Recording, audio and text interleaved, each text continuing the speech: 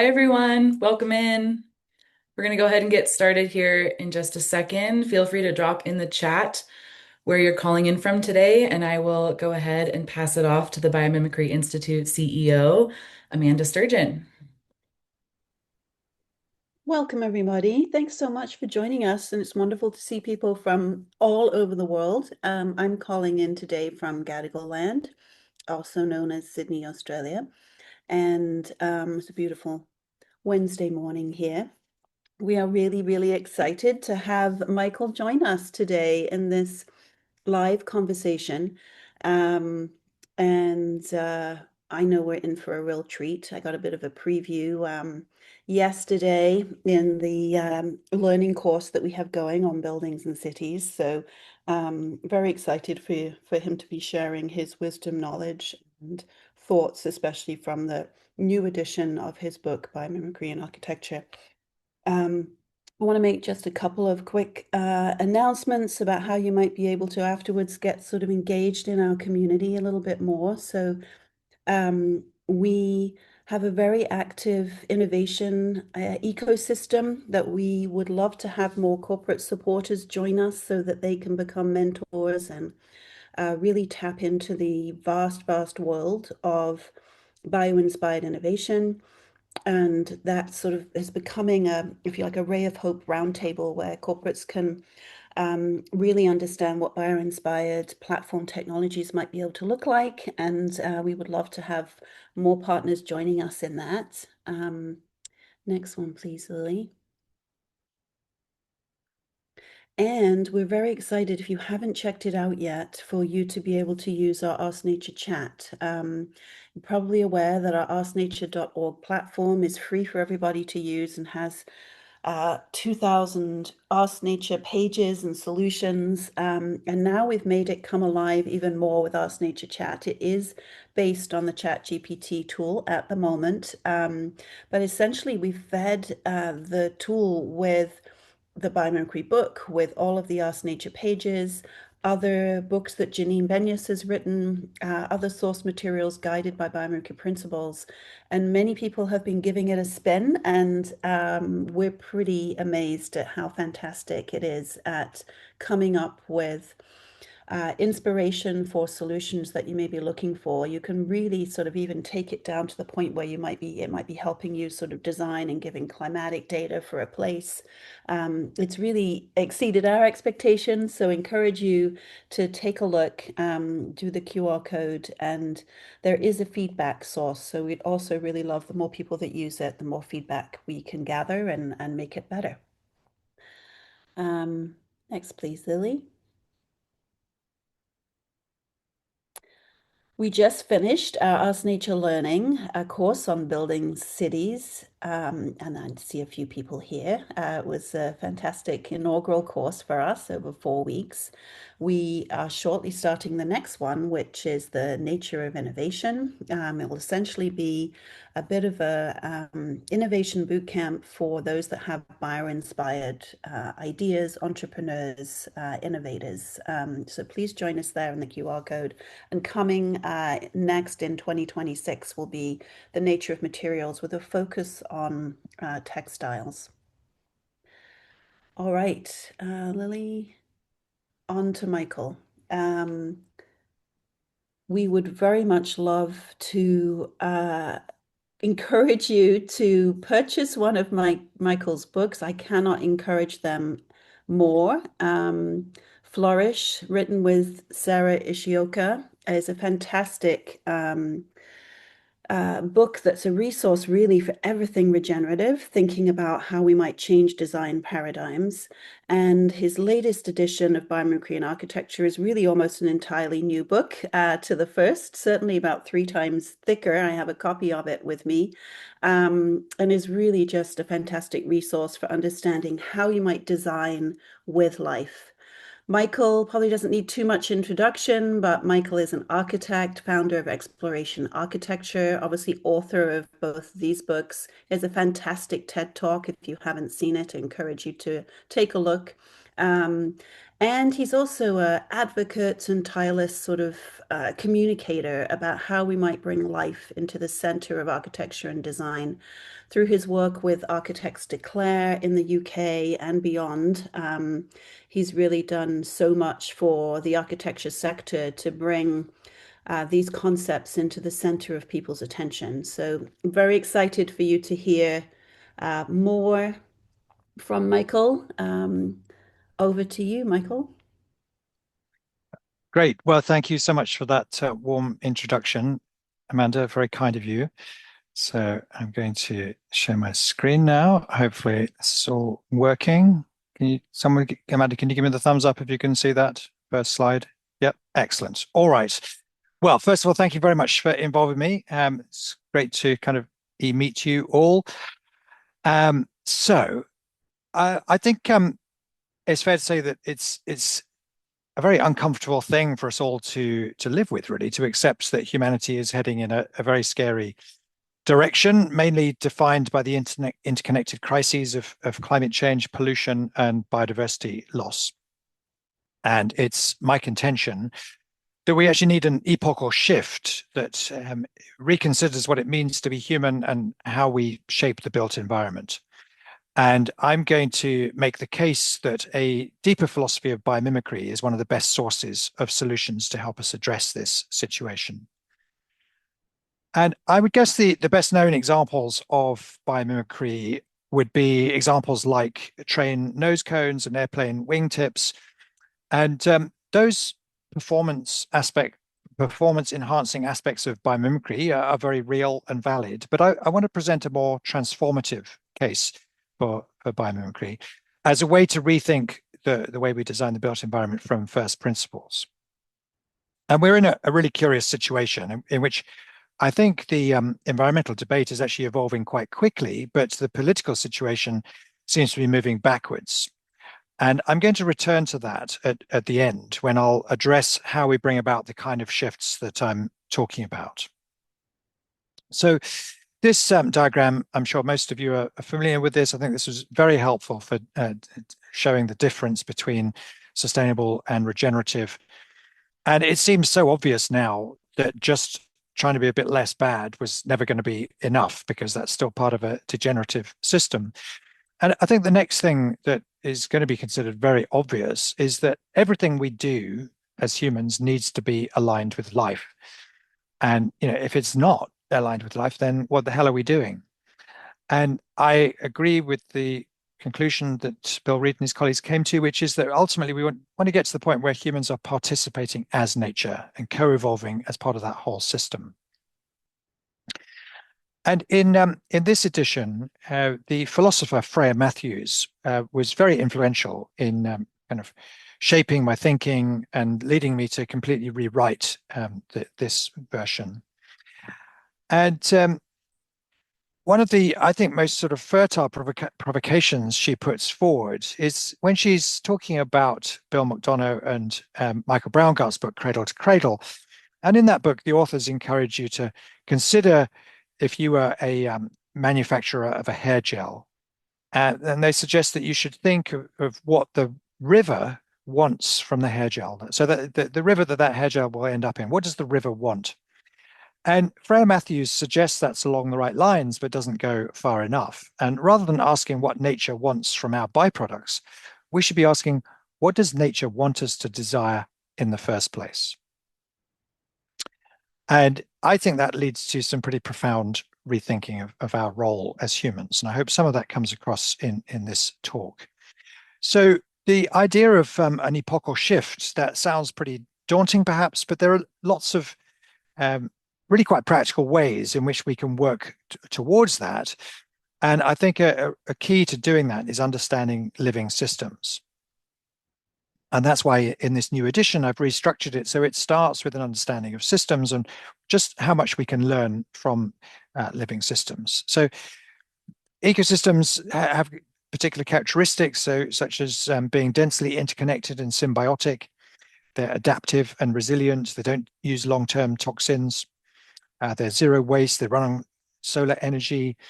They use local resources, and they're regenerative to their places. So we can learn from these systems to steadily shift our own systems to adopt the same characteristics. And there are one or two projects that have been around for a while that have done these kind of things. So Kalundborg in Denmark, this involved industries and land uses sharing resources really, so that the waste from one becomes the input for something else. And each element in these systems becomes the equivalent of a species in an ecosystem. And what you're trying to do is to get them all to connect up to develop these zero waste closed loops. And this achieved quite a lot. It achieved annual resource savings of $10 million a year, reductions of CO2 of 240,000 tons, and lots of good stuff like that. But there's a more recent project which I think better exemplifies the interconnected zero waste aspects of ecosystems. And it's called the Cardboard to Caviar project. And it started as a way of involving people with disabilities in a recycling scheme. Essentially, they were collecting cardboard from shops and restaurants. They shredded it and sold it to equestrian centres as horse bedding. When that was soiled, they were paid to collect the cardboard and manure, and they put it into wormery composting systems, which produce worms, which they fed to Siberian sturgeon, which produced caviar, which they sold back to the restaurants, which is quite nice because it's like a sort of alchemical loop. And then the guy that set it up, Graham Wiles, carried on adding to this system. He was offered a bit of industrial land next to a water treatment facility and as much treated fertilizer sludge as he wanted. So he then planted willow biomass, which ran a biomass boiler, which kept the fish growing in winter. He then started working with quite difficult kids, kids on drug rehab programs, and he got them planting vegetables so that they could make fish food to supplement the worms. Then they restored more of the industrial land. They planted orchards, so that was more stuff to sell to the shops and restaurants.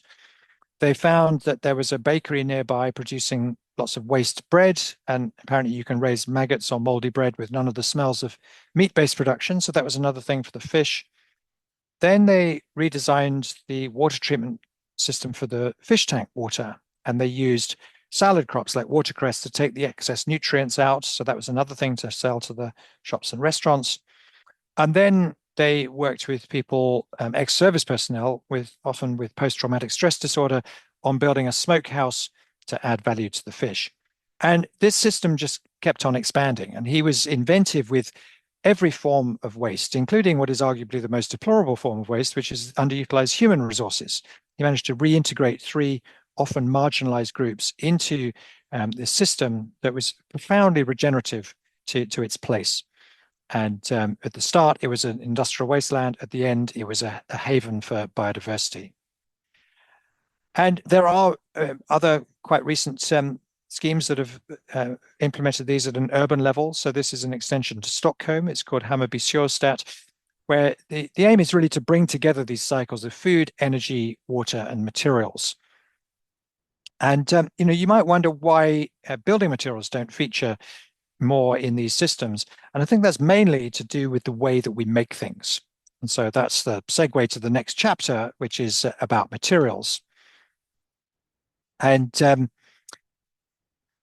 I think this is, again, where biomimicry can be a really useful tool for rethinking things from first principles. And Janine Benyus has made the point that 96% of all living matter is made from just four elements: carbon, hydrogen, oxygen, and nitrogen. And of the remaining 4%, that's nearly all a further 7 elements. So you can see that nature uses a very limited and safe subset of the periodic table. And yet in our manufacturing, we tend to use just about every element of the periodic table, including some that are really quite problematic.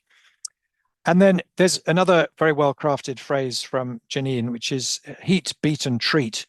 So we tend to put a lot of effort into digging stuff out of the ground, crushing it, smelting it, processing it, shaping it into materials, and then often adding coatings that are toxic.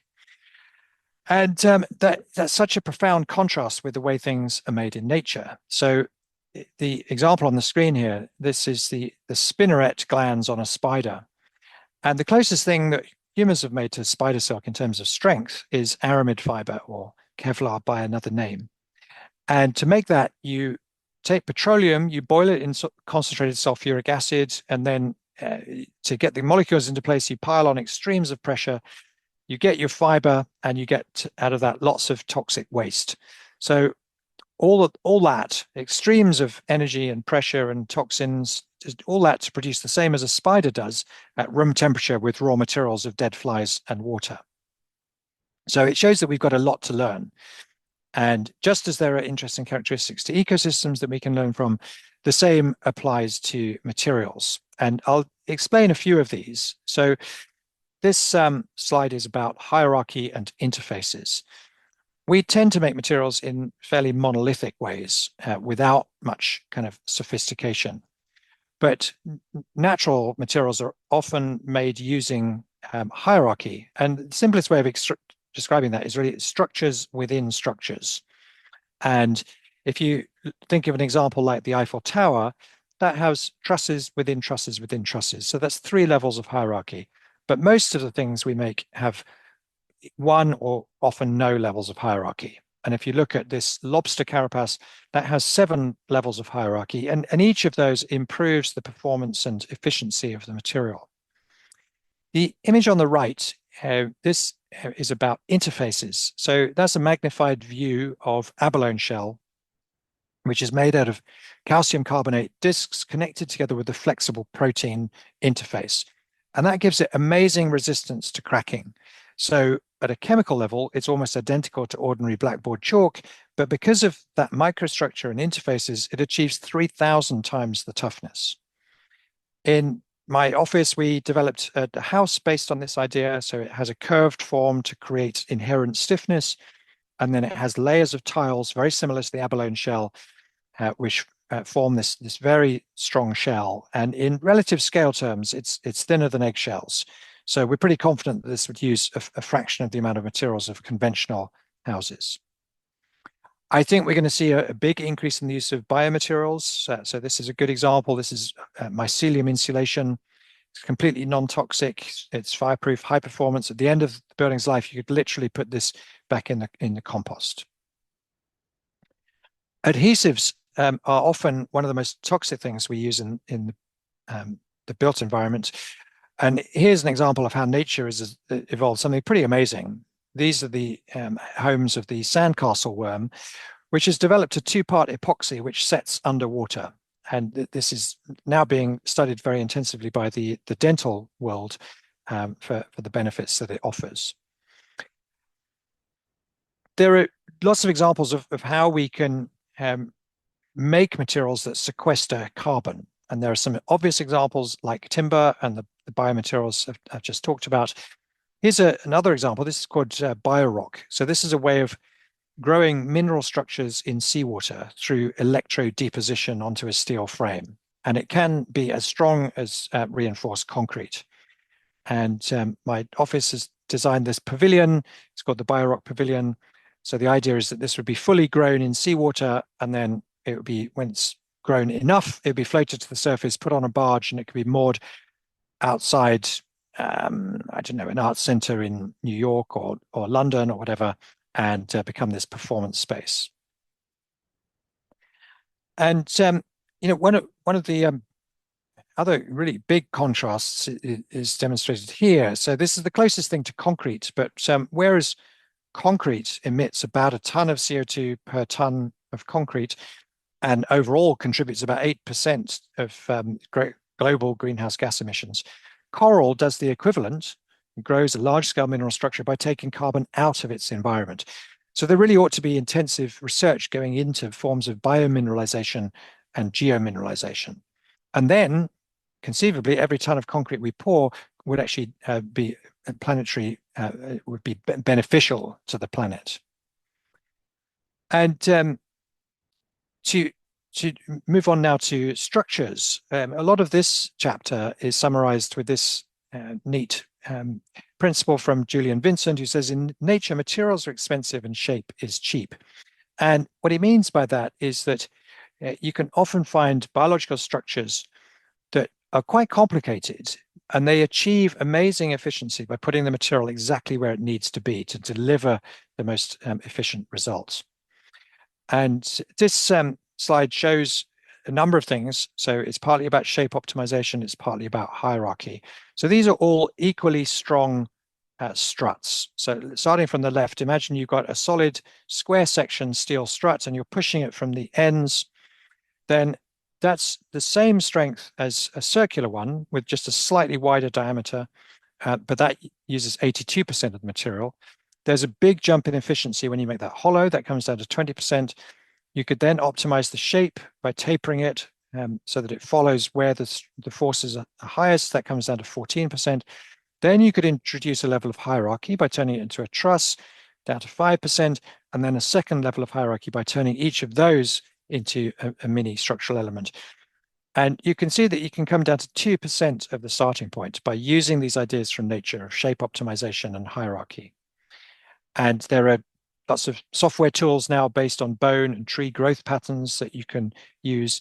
This 3D printed bridge by Joris Laman, I think, shows a very elegant example.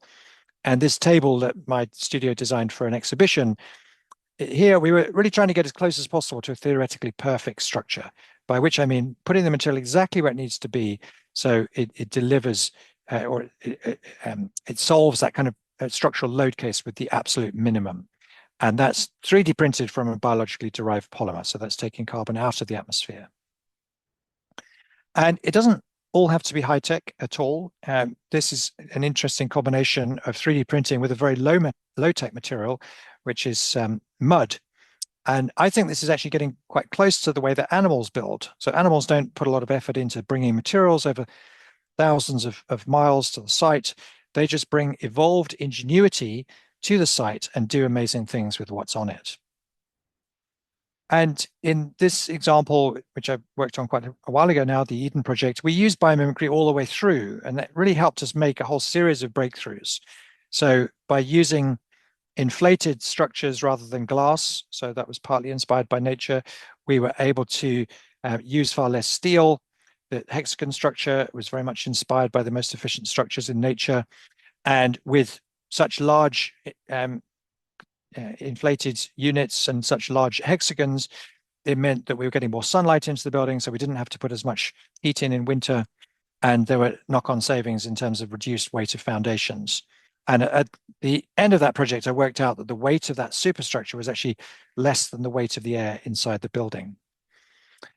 And this shows, I think, a very ingenious idea.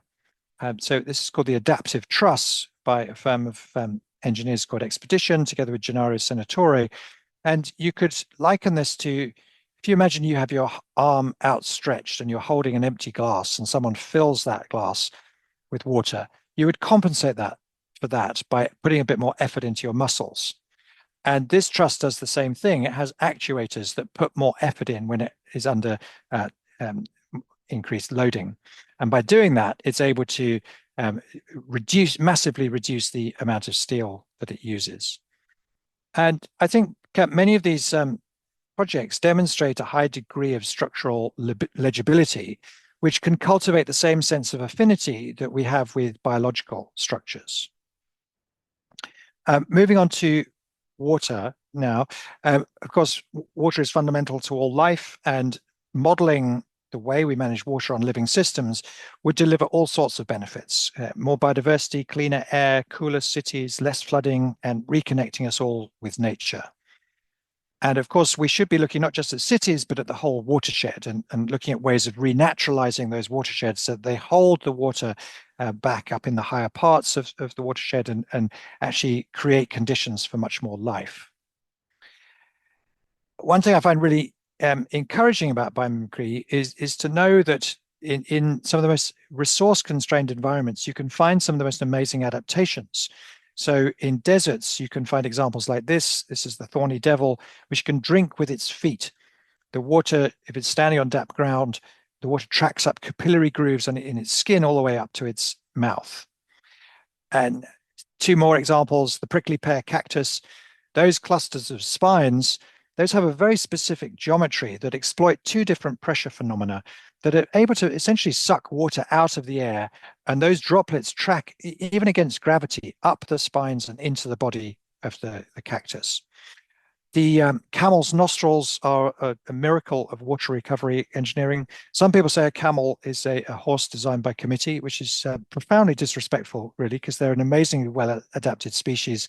And I don't have time to show it to you now, but we actually created a whole building based on camel's nostrils that could capture its own water in the desert. And particularly with water, I think this makes me think of one of the best models for how we should go about designing cities, which again comes from Janine and Dana. And what they suggest is that rating systems like LEED and BREEAM, they just don't go anywhere near far enough. And what we should really be doing when we're designing a new piece of city is we should be studying how a mature ecosystem in that part of the world works. How much water does it filter? How much oxygen does it produce? How much carbon does it sequester? How much food does it produce? How much wildlife does it accommodate? And those should become the targets for our new piece of city.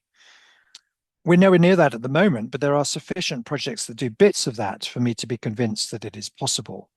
I think it means we'll be seeing more and more buildings incorporating vegetation for the multiple benefits that those offer. I think one of the biggest differences we'll see is in the spaces between buildings. So this is in South Korea, the capital city of Seoul. This used to be covered by a 6-lane elevated motorway. The mayor tore that down, restored this river, and it's become the most amazing amenity. And then getting into a bit more detail, there's a phenomenon that's referred to as Murray's Law, which is a mathematical principle showing that there's a very constant ratio between the diameters of branching systems.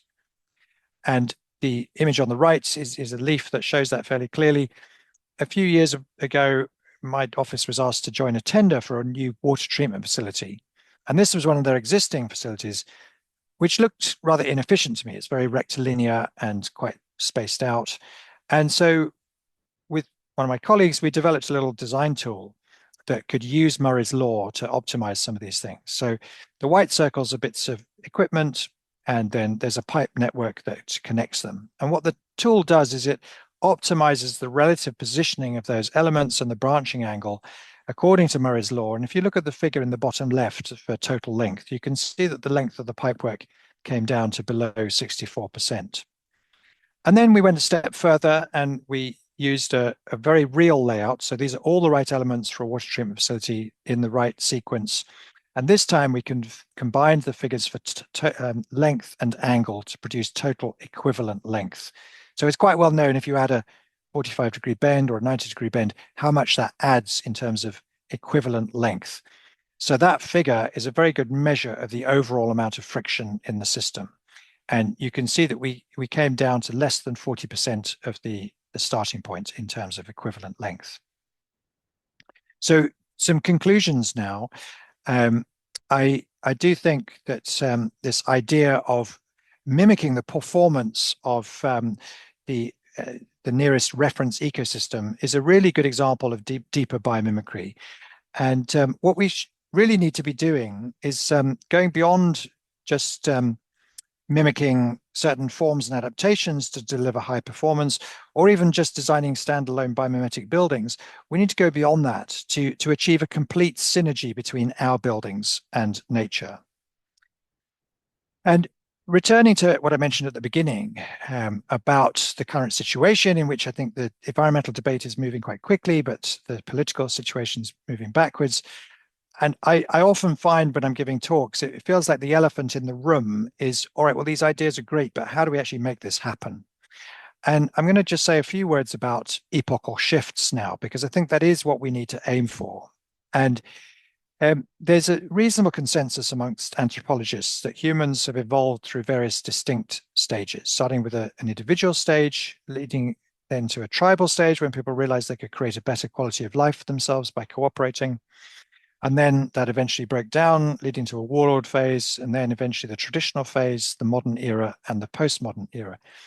And each of these stages would have been characterized by a certain set of worldviews that were broadly consistent. So in the traditional era, people would have had largely national perspectives, and in terms of how they identified as humans, they would have seen themselves as subjects to a monarch or a theocrat. And that started to break down with the start of the scientific revolution, then leading on to the industrial revolution. And this was when there was a kind of growing faith in science and reason, and a rolling back of the power of the church. And that was what started the modern era, in which perspectives expanded from national to international, and people started to identify less as subjects and more as consumers.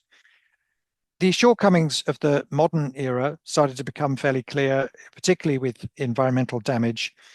And this was, I think, a key moment that kind of heralded the shift from modern to the postmodern era. It was the first time the Earth had been photographed from outer space. And many people say this is part of what kickstarted the environmental movement. This was another one that's well known to architects. This was claimed to be the day that modernism died, when this very high profile housing block was demolished. It had only been built about 15 years earlier. So the postmodern era sees perspectives expanding again from an international to global, sees the rise of environmental economics, of sustainable development, and increasingly people identifying as conscious consumers. And what I think is interesting about these models is that they suggest the shift from one epoch to the next happened when enough people lost faith in the narratives that had dominated up to that point and became sufficiently convinced by the emerging narratives of the next epoch. And I think we're very much at that point now. Very few people believe in endless growth or sustainability based on being a bit less bad. Very few people believe that conscious consumerism alone will save the planet. And there are a few moments that I think point the way to the kind of start of the next epoch. This was one. It was the IPCC report in 2018 showing that 30 years of sustainability really hadn't got us anywhere near to where we needed to be. And I think there was also a profound shift in the environmental movement, really ratcheting it up a notch in terms of demanding whole systems change. And so this next period is increasingly being referred to as the meta-modern age. And in this age, the kind of shifts we'll see are, again, an expansion from global to planetary. So it's not just about humans, but it's about the whole web of life. It's about long-term thinking and intergenerational justice, from environmental to ecological economics, from sustainable to regenerative development. I think biomimicry has a big part to play. And I think we are seeing, and we'll need to see, a big expansion in our ideas of agency, our capacity to bring about change. So I think we need to be identifying more as citizens, or the term I prefer is possibilists. And another thing I like about this epoch, the way it's being described, is that it's claimed that it's easier for people to move beyond the old binaries of left versus right, market versus state, and to actually look back over the whole history of human thought and draw out the most useful and relevant aspects. So, for instance, in the tribal stage, we could definitely learn from that in terms of traditional ecological knowledge, kin-centric relations, and 7 generations thinking. And in the traditional era, we could learn in terms of cyclical materials and place-based design. And if that feels like a pretty big ask, well, Donella Meadows has some very good things to say about how you change paradigms. She suggests that you keep pointing at the anomalies and failures in the old paradigm. You keep speaking and acting loudly and with assurance from the new one. You insert people with the new paradigm in places of public visibility and power. And you don't waste time with reactionaries. Rather, you work with active change agents and with the vast middle ground of people who are open-minded. And if this idea of humans becoming net positive as a really kind of effective and responsible steward, if that sounds daunting, well, look at what a single pair of beavers, the difference that a single pair of beavers can make to a fire-ravaged landscape. We're humans. We're supposed to be an ingenious species. We should be able to do this. And if you doubt that we could do this at scale, well, look what was done in the lowest plateau in China. 15,000 square kilometers of barren land restored to biodiversity.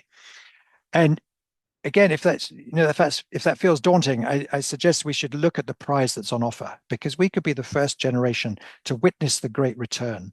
the return of flora and fauna to our forests, the return of salmon runs to our rivers, the return of wildlife to the deserts, and a rewilding of the human spirit. All of that is within our reach if we take on a new role as co-enablers of the flourishing of all life for all time. Thank you.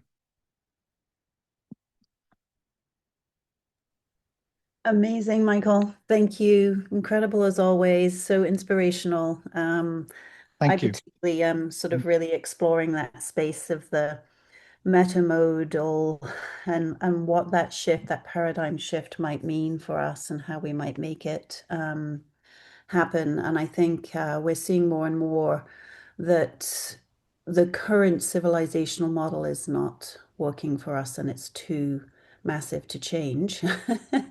I want to dig into that a little bit more, maybe with the first question, and then I know we've got some questions in the chat as well to ask. Yeah, that's a massive shift to make. It's interesting. The Institute's actually recently been funded for what's called a post-collapse project. So one where there's acknowledgement by this funder that we will be closing the door as ecosystems collapse on this current continual growth model.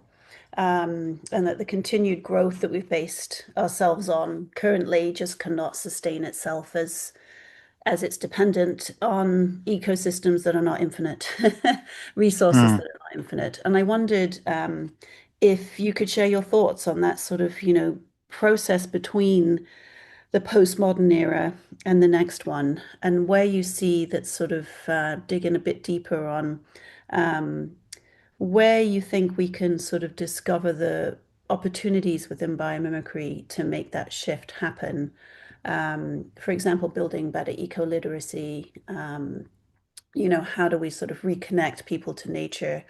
And I love, as you know, Donella Meadows' sort of patterns, but putting that into practice can be tricky at scale. So I'd love to dig in a bit deeper on that and see if you've got some more thoughts to Mm. share with Mm. us. Wow. Well, that's a really It's a knotty big question. subject. Yeah. Um, so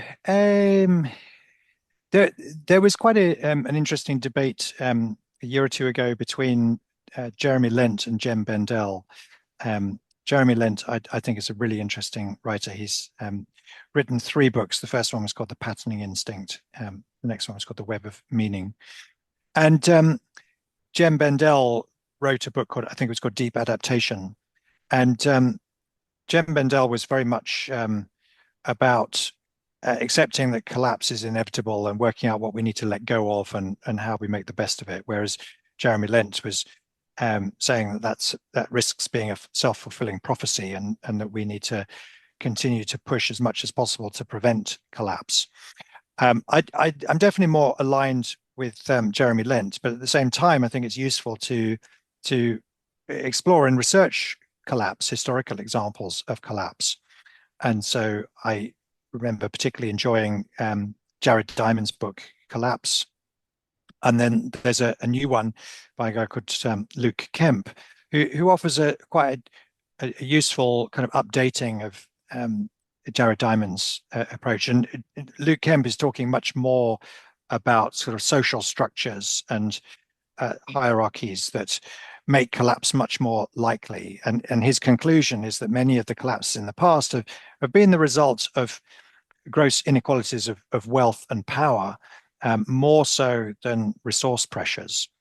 And if we look at the world around us, we're clearly in a situation like that now, where we have nearly all the solutions we need, but they're not happening because there's so much resistance in the existing system. And the scary thing is that the people with a lot of money and power have more than enough influence to prevent those ideas and solutions kind of reaching fruition. And so I think we do kind of have to get involved in politics to some extent, particularly in renewing our democracies. And I'm particularly interested in participatory forms of democracy. And I think we also need to be maximizing our agency and building coalitions. And that's partly what we were trying to do in Architects Declare, where we concluded that it's very difficult to bring about the kind of systems changes we need within the limits of an individual project or company. And so we were trying to use the collective influence of all our signatories to bring about the kind of systems change we need. And we need companies to be doing the same, really. I spoke at a big energy conference a few years ago, and there was a senior executive from Shell there who was asked why they aren't doing more on renewable energy. And he gave the most pathetic answer. He said, well, we have to operate in a commercial environment. And that's just nonsense. That's just gutless nonsense. They don't. They have more than enough influence to be able to get together with their competitors and say, right, guys, it's time to be honest. If we carry on as we are, it's game over for a lot of humanity. So why don't we agree with governments what kind of conditions we need, what policies we need, so that we can continue to compete commercially, but to do so within a much kind of revised worldview and to compete within planetary limits. I could waffle on, but I probably said enough. Thank you, Michael. Yeah, Goliath's Curse, I think, is the Luke Kemp book that That's the came one. out Yeah. recently. Yeah, yeah. All right, there's 3 questions by Sophia in the chat. So Sophia, I'm going to pick one and then keep going to other people's questions and come back to them, more of yours if I can, just in the time. So, there's one that Sophia's asking just about cost, and that always comes up. I found that that's been sort of the first question. Well, will it cost more? And I think you've done a great example of showing how actually we can use a lot less material, which typically costs less, but the cost efficiency of implementing biomimicry into construction methods, do you think that's been a key barrier in your work and experience, that sort of either perceived or real cost? And how have you kind of, managed that? Yeah. Yeah, absolutely. And we've certainly done a lot of projects that could have been built, and I'm confident they would have delivered real benefits. And often the barrier was the cost issue, but that's mainly because of short-term perspectives. So, as an example, we designed a textiles factory for a client in India, which was going to be zero carbon and quite close to zero waste in terms of solid waste, recycling a lot of its own water. And we showed that we could do that with a payback period of about 5 or 6 years. And from that point on, it'd be just way cheaper to run.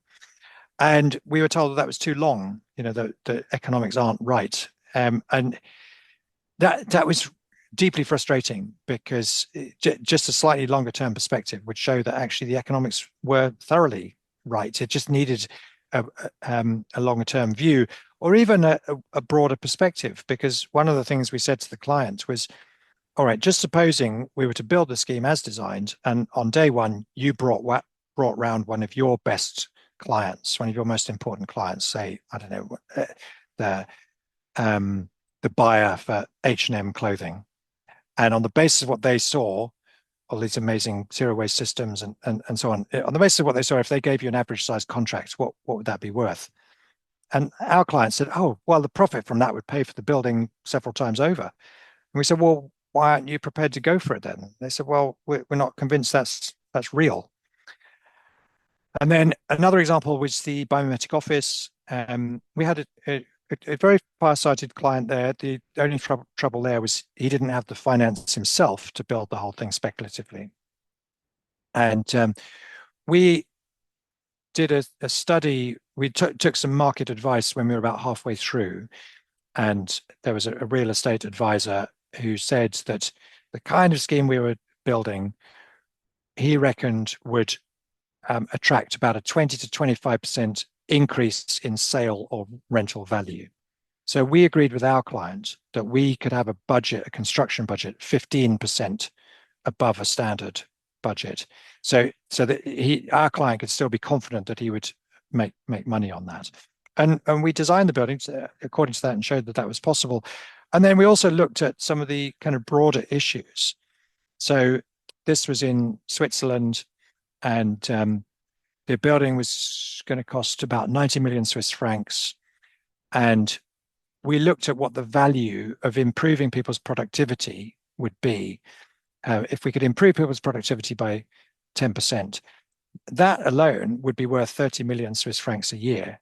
So the building would pay for itself entirely in just 3 years through productivity improvements. And so, I don't think that money is necessarily a big barrier. It's more the courage for clients to demonstrate leadership and take slightly longer term perspectives. There are some big projects where biomimicry can often be cheaper in capital terms and operational terms. So the Eden project, that was a third of the cost of a more conventional steel and glass solution. And on projects where there are really big structures or you're dealing with large flows of resources, I think there is scope for it to be cheaper in construction terms and operational terms. Yeah, totally agree. And the productivity is such a key leverage point. I found that with biophilic design when I was working on living buildings, is that, it was the entry point to say, well, what if you could save, we can demonstrate you can save on the productivity of your employees. And as you said, it's some of the biggest cost for a company. So it was a leverage point for the cost conversation to shift a bit. But yeah, clearly we're not valuing the true cost of our materials. We're not valuing the costs of biodiversity loss. We're not valuing the costs of, polluted water and air systems. So that's a very challenging component of our current economic system in getting things to be done differently that would require us to actually value those costs. So yeah, I totally get to that, with using less materials and with designing just more smartly, we should be able to create more efficient, more economic solutions. Someone has asked about whether you know The Third Wave, a book by the Tofflers about the combination of consumers and producers as prosumers, decentralized and with the potential of being regenerative. It's a new one for me. Michael, I don't know if you're familiar with that one at all. I've heard of it, but I confess I've never read it. Yeah, I haven't either, but it sounds fascinating. I'm keen to look into it now. Um, all right, one last question I think was just about understanding, yeah, some of I'm curious and sort of threading in a few of these questions. So you've done some fantastic work and you showed that beautiful table. Um, for example, do you see the sort of current ability to do sort of 3D printing and better computational modeling, the potential of AI as a way to unlock more innovation in this space and make it more accessible to more designers, so that it's not such a sort of nuanced one-off thing, but it can really be something that's part of a more generalized design palette. Yeah, where do you think technology is going that can help us with some of the implementation of bringing life to the center of design? Mm. Um,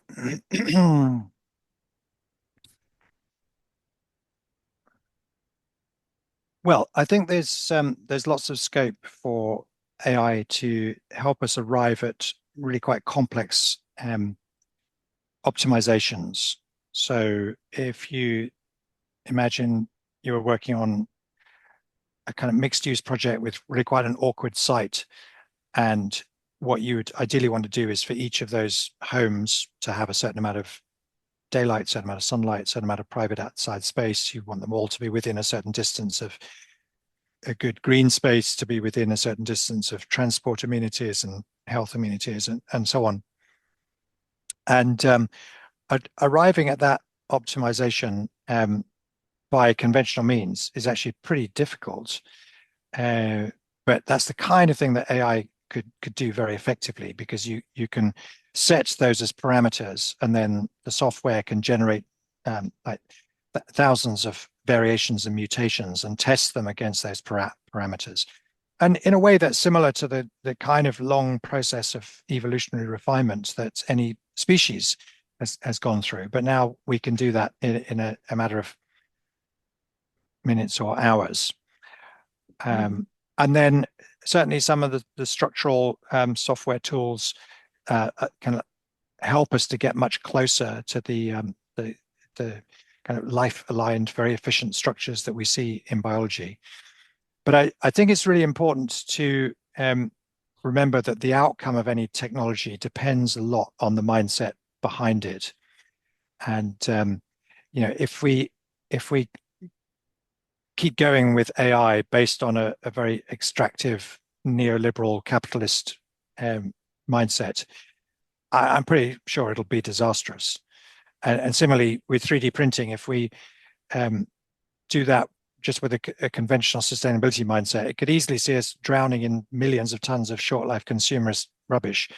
But with a regenerative mindset, it could be transformative because it could allow us to use all the right materials and assemble them in incredibly intricate, beautiful ways and achieve near perfect circularity. Hmm. Yeah. Yeah, it's really, and someone puts a note in the chat too. I mean, it's certainly a question for us as we brought in sort of, an Ask Nature chat, the challenge of AI in terms of how extractive it's being, how it's being built currently, the extractive sort of impacts of that. But yet, there's a potential to do it well. And there's that sort of like dichotomy of question again. Someone has asked, are there plans to make a video documentary about the book to help popularize the ideas? Well, funnily enough, I did receive a, a, an inquiry about that from a production company in the US. And they put together quite a persuasive pitch deck, which they showed around. But they didn't get it, haven't managed to get it commissioned yet. And then tragically, the person I was dealing with, she lost her house and most of her possessions in the LA fires. Um, so I haven't felt it's quite the right moment to suggest she looks at my third edition. She's probably got some other more pressing issues.